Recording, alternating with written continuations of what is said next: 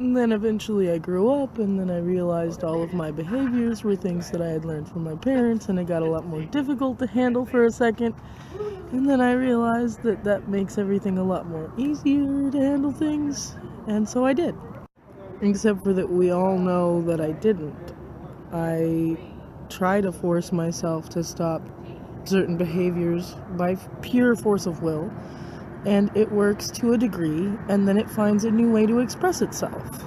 Now, the reason that I'm proud of myself as a person who has various community with certain psychological stereotypes is because I've been letting myself be them without hurting anyone.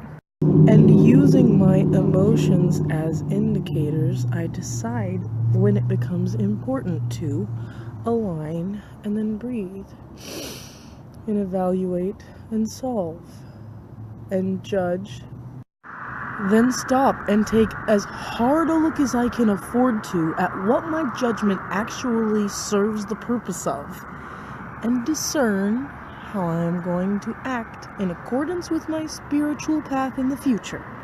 I can spend all of my time being pissed off that people are reacting to my reactions that they caused, or I can use that data to create solutions with otherwise unsolvable people. Now I can stick to my guns about what I know is and isn't good for me, or I can let someone scream at me about how kratom is bad for me, even though I bought a small amount and used it in a short amount of time because I needed to not eat sugar.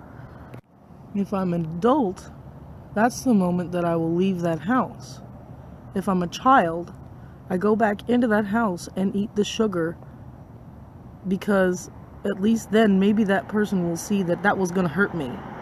But for science, just to check, I go back in and I eat the sugar and I get the toothache to see if my pain matters when your drug is more okay for you than mine is. And the funny thing is, I think that most people really do just want to be judged under it all. They want to be judged and told that they're allowed to be who the fuck they decided to. Because most of us live in this state where we're constantly asking the question, am I allowed to exist?